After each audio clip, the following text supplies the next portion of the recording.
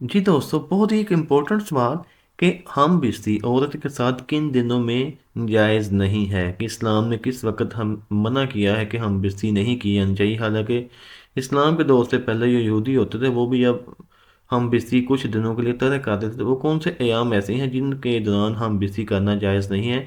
तो इस सवाल का आंसर जानते हैं हम मुफ्ती तारिक मसूद साहब से, वो उसका क्या आंसर करते हैं। आइए हम वीडियो स्टार्ट करते हैं। वीडियो स्टार्ट करने से पहले हमारे चैनल को सब्सक्राइब कर लें। हालत हैज़ में ख़वातीन से मुताल्लिक़ बहुत सारी बेअतदालियाँ दुनिया के हर मज़हब में रही हैं। यहूदी क्या करते थे कि हालत हैज़ में औरत से बिल्कुल किनारा कशी इख्तियार कर लिया करते थे, उसके करीब भी ना जाना, और खाना पीना भी अलग और झूठा भी अलग। तो बाज़ मज़ाहिब में कोई फ़र्क ही नहीं था कि हालत हैज़ औरत पाकी के अय्याम में।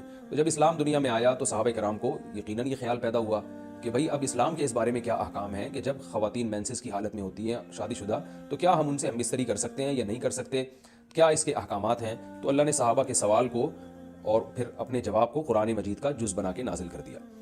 वयसअलूनका, और ये लोग आपसे सवाल करते हैं अनिल महीज़, हैज़ के बारे में। तो हैज़ के बारे में सवाल नहीं था, असल में सवाल ये था कि हालत हैज़ में ज़ौजा से हमबिस्तरी जायज़ है या नहीं है। तो कुरान ने उसकी तरफ इशारा कर दिया। कुल ए नबी, आप इनसे कह दीजिए, हुआ अदन। अदन असल में तकलीफ को भी कहते हैं, गंदगी को भी कहते हैं। तो यहाँ गंदगी मुराद है कि वो गंदगी है।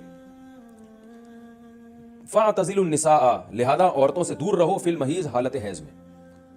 वला तक़रबूहुन्ना, और इनके करीब मत जाओ, हत्ता यतहुरना, जब तक कि ये पाक ना हो जाएं। तो इसमें कुरान मजीद ने जो लफ्ज़ी तर्जुमा है वो कुरान की आयतों का यही है कि इनसे किनारा कशी इख्तियार कर लो। लेकिन अहादीस से हमें पता चलता है कि यहाँ किनारा कशी इख्तियार करना ये किनाया है हम बिस्तरी करने से, यानी उनसे हम बिस्तरी करना तुम्हारे लिए जायज़ नहीं है। किनारा कशी से वो जो यहूदी कर लिया करते थे वो मुराद नहीं है यहाँ पे, और इसकी तफसील अहादीस में।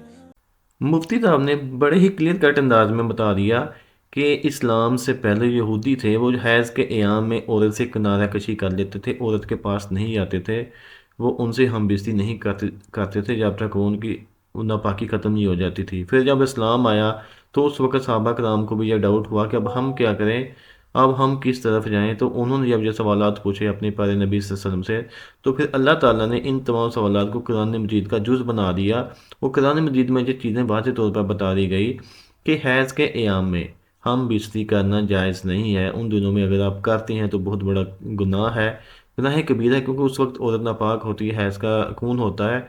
और इसलिए हैज़ के अलावा जब तक औरत पाक ना हो जाए उतने दिनों उसे हम बिस्ती नहीं करनी चाहिए। लेकिन उसके अलावा खाना पीना, उठना बैठना, पास सोना, वो सारी चीज़ें जायज़ हैं, वो सारी चीज़ें हो सकती हैं। तो इसलिए अब आपको इस सवाल की अच्छे तरीके से समझ आ गई। इस वीडियो को लाइक एंड शेयर लाजमी करना। अल्लाह हाफिज़।